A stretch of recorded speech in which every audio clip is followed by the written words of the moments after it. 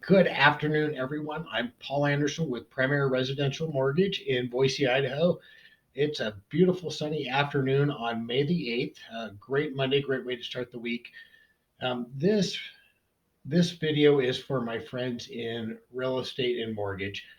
As many of you know, late last year, the U.S. Department of Housing and Urban Development, otherwise known as HUD, came down with a ruling allowing real estate agents and their brokers to be able to participate in the mortgage loan process either as a licensed loan officer or in an unlicensed capacity and be compensated.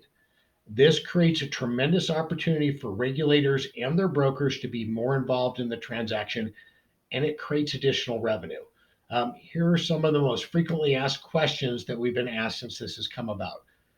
Can real estate agents or real estate brokers slash owners be hired at PRMI? Absolutely, yes. Some additional restrictions may apply. So, if the candidate or family member is an underwriter, appraiser, inspector, or engineer, there may be some additional restrictions. Can I keep my real estate license? Absolutely, you can. Do I need to obtain a mortgage loan originator license in order to come on board? You don't. It's not required, although we do encourage it because it tends to be more lucrative.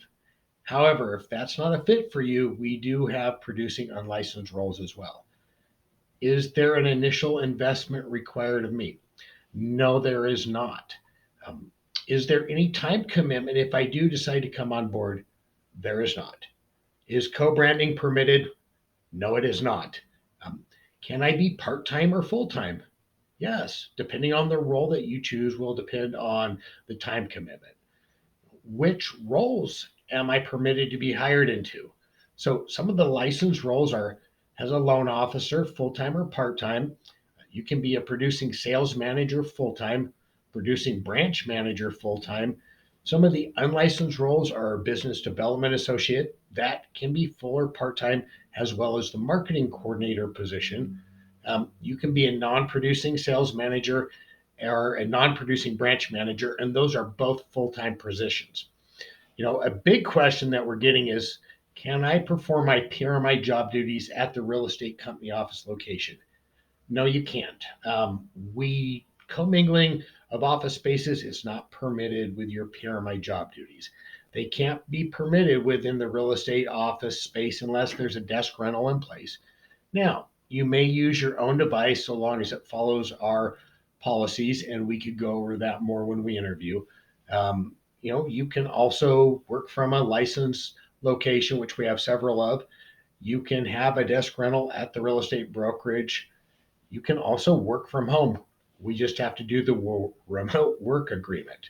You know, and another big question, obviously, is going to be your compensation.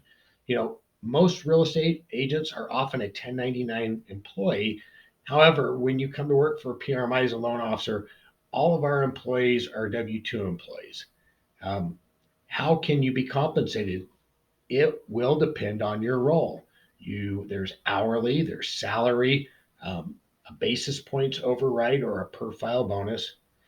Can I open my own branch location? Possibly.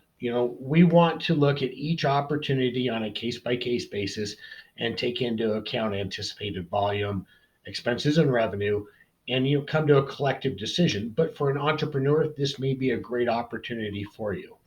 Um, if you market to a client and the client doesn't end up buying a house with me, would I still be compensated when their loan closes? Yes, you would. Even if the buyer buys a for sale by owner or utilizes another realtor, as long as they still secure financing through PRMI, you're going to be compensated. You know, and what are the requirements in order for this arrangement to be RESPA compliant? This is a question I most often get from the brokers. So you must sign an affiliated business disclosure, dual employment agreement, and performing job description.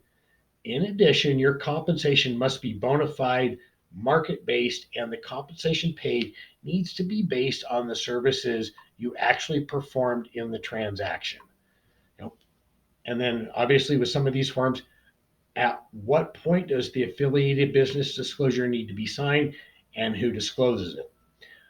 The real estate company or brokerage would be responsible for disclosing and would utilize their disclosure document. RESPA is going to require that the document be disclosed at the time the relationship is formed or the referral is made. These are just some of the questions that we're getting. But as I mentioned, this is a tremendous opportunity for realtors and for brokers to not only earn additional compensation, but you can be more involved in the loan transaction, and it's going to help you be better informed with your clients, keep you more up to speed, and it's going to help you, I believe, strengthen your relationships and possibly be a spot for additional business down the road to help grow referral business on both the real estate and the lending side. If you're interested, if you have questions, if you want to learn more, please message me here. I'd be happy to reach out to you, provide you with what you need so you can review it, and then we can have a conversation and decide if this is a good fit for you. Thank you, everybody. Have a great afternoon. Please reach out to me if you have questions. I look forward to talking to you soon.